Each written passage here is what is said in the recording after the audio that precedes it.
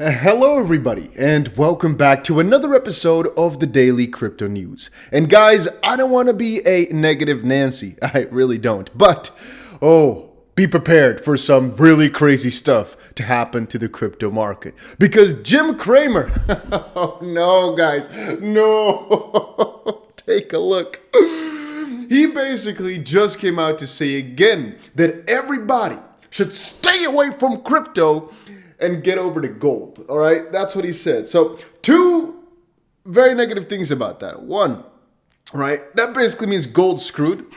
That's not too nice. And second of all, well, if you think about it, that means it might be too late to stack up on very cheap cryptos, as people are now going to massively start buying crypto as, well, we try to do the opposite of what Jim Cramer does. Hey guys, so what's up? It's been an interesting day. I've been reading a lot about Jim Cramer, and honestly, that inverse ETF, which is basically people that decided to track every single call that this individual, Jim Cramer, makes, and basically do the exact opposite.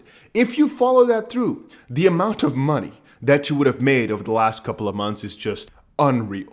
Yeah, and so him pouring some cold water onto the crypto markets is a good thing, but it's kind of scary that all of a sudden he's so excited about gold. Not sure if any of you guys out there are gold holders, but, well, be warned is all I'm trying to say. Because, even Wall Street Silver is giving a little jab to Mr. Peter Schiff that, he might have just gotten the kiss of death because Cramer recommended gold. It's, it's not too amazing. Little fun fact, there have been multiple individuals, by the way. I mean, Peter Schiff, for example, is the major gold bull, and Jim Cramer is the major, the guy who's always wrong, I guess. Just do the opposite of what Jim Cramer does. Both of those guys at the start of this year, and for many of these times, have said, hey, get rid of that crypto stuff and go for this, that. Both of them. Jim Cramer, I believe, on maybe, don't quote me this, the 4th and 7th of January or so, and Peter Schiff here specifically on the 12th. So Peter Schiff said, all right, I quote, Bitcoin is trading above 18,000, its highest level in 3 weeks. An excellent opportunity for hodlers to sell ahead of the release of the December CPI. Gold is only up $10, trading at an 8-month high. While Bitcoin has already broken down, gold has broken out. Time to drop Bitcoin. And coincidentally, right after he said that, Bitcoin's price pumped about 30%, which was interesting. And like Eric Voorhees here says, he's been saying to sell Bitcoin since 2013 when Bitcoin was like $50. Not sure that's actually real, but what is true is that indeed, as far as I understand, he's only saying these things because of him getting a lot of attention that way. I'm not even sure if he actually believes his own comments, but as we've already said before, by being a massive contrarian, albeit just doing something completely ridiculous, you get a lot of eyeballs on you. It works that way more often in many fields than you might realize right now, but even in major politics, sometimes if you say something so ridiculous, people are like, yeah, maybe this guy's speaking the truth, or maybe this guy knows something that the rest doesn't. Whatever, it's just being contrarian sometimes really benefits, especially if the thing you're being contrarian against is a very controversial piece or something very popular. Because as I've said before, if you wanna, all right, just listen with me here. If you wanna, in the crypto space, become really popular, one thing you can do is say that Bitcoin is going to $0 or $1. Why? Well, you're gonna be wrong most of the time because it will never happen.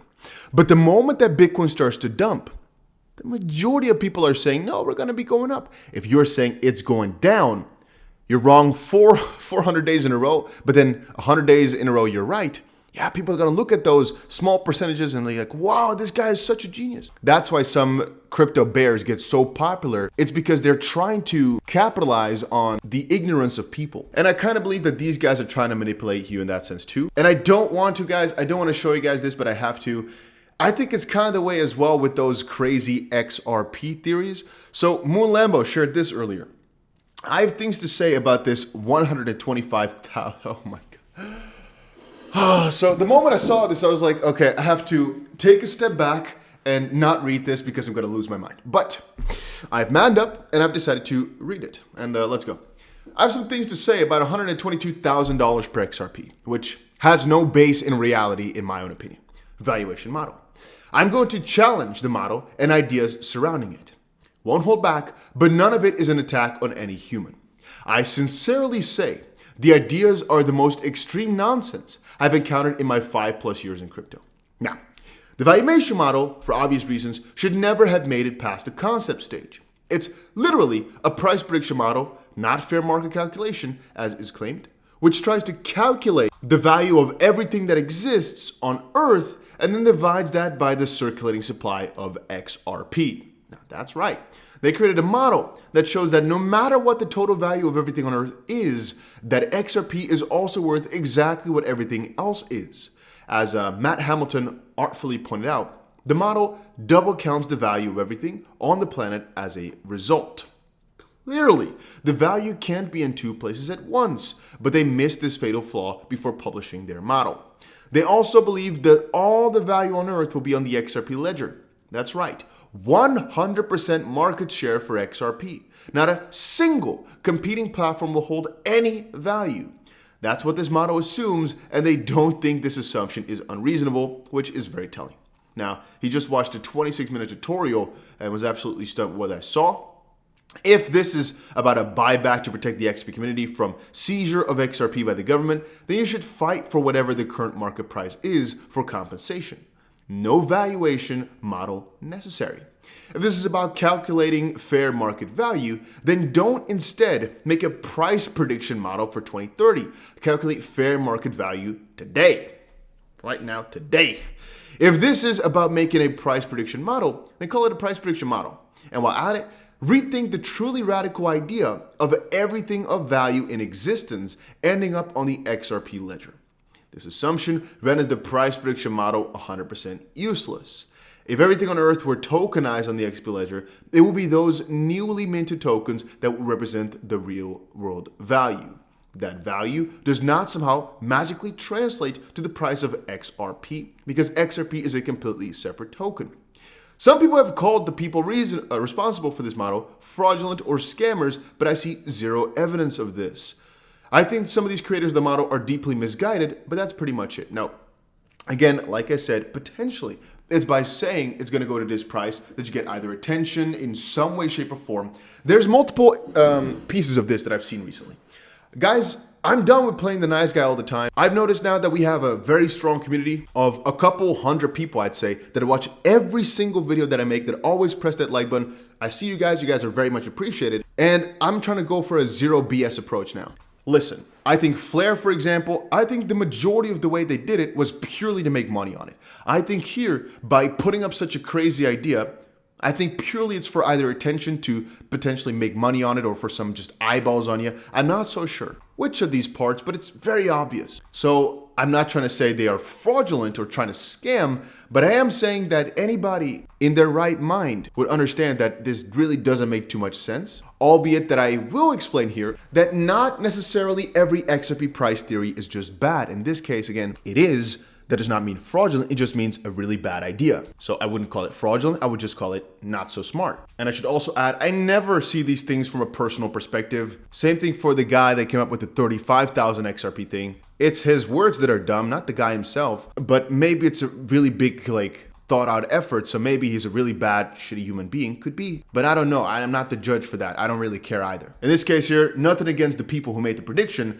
I'm just saying for you guys, I look out for you. And please, whenever you're reading into this, please understand that these guys are nothing but attention seekers to a certain degree. And please, I've said it 1,000 times before. XRP has, in my own opinion, and I've been laughed at ridiculously many times, it has so much value, and the value proposition is ridiculously good. It could engulf basically so much, but still, for it to become more than 1% of everything, that's a really big deal. 1% is so much out of everything. And even then, you have to understand, Ripple's goals, even if there were to be a global bridge currency for all the value, for example, how much of everything would that represent still? Because there will always be competition. Anyway, somebody asked, why are you so bothered by it? I'm personally not that bothered by it, but it's just interesting to me, like I actually said in my tweet, that we went from 589 per XRP to 10,000 to 35,000 out to 100 to 22,000. And this is why people outside of the XRP community call us idiots,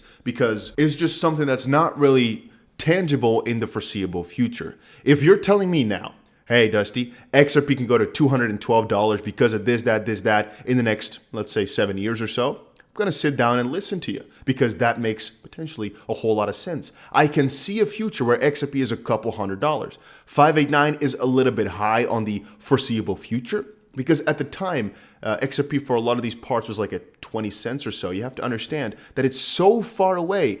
It's the same thing as, I'm not sure what the actual price is, but it's relative to saying Bitcoin is going to go to, let's just call it $100 million or so. If somebody says Bitcoin is going to go to 10 million, here's why, I'll listen. If somebody says Bitcoin is going to go to 512 million, I'm going to sit down for a second and just enjoy my lunch. If you understand my drift? And with $200, $100 or so, I can still see a future not too far away where XRP is at $100. That's mostly because I think if it had not been interrupted by the lawsuit, the price would have already touched above $12 or so. And so it would be like an 8x from all-time high.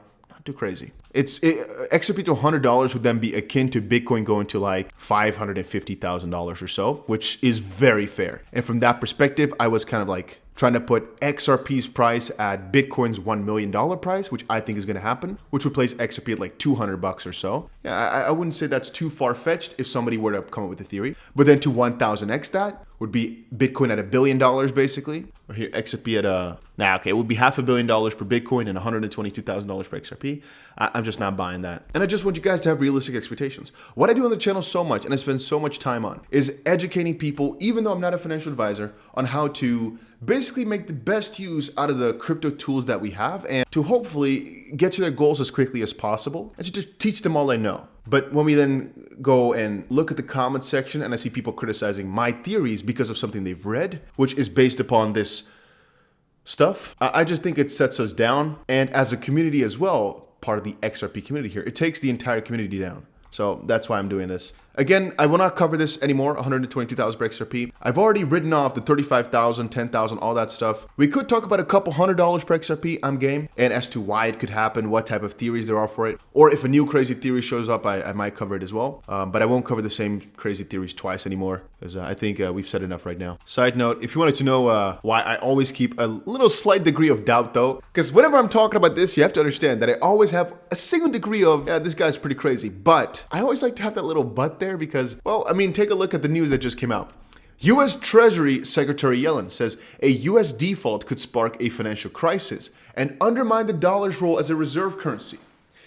Now, I don't want to say too much right here, except for saying that really, you would be surprised how many crazy things could happen that nobody would have expected ever. But for me, it doesn't go as far as 122,000 per XRP. You know, that's kind of where I'm drawing the line, but yeah. That was it for today's video though. Hopefully you guys all enjoyed it and hopefully you guys will keep supporting the channel and I'll be back here tomorrow with another video.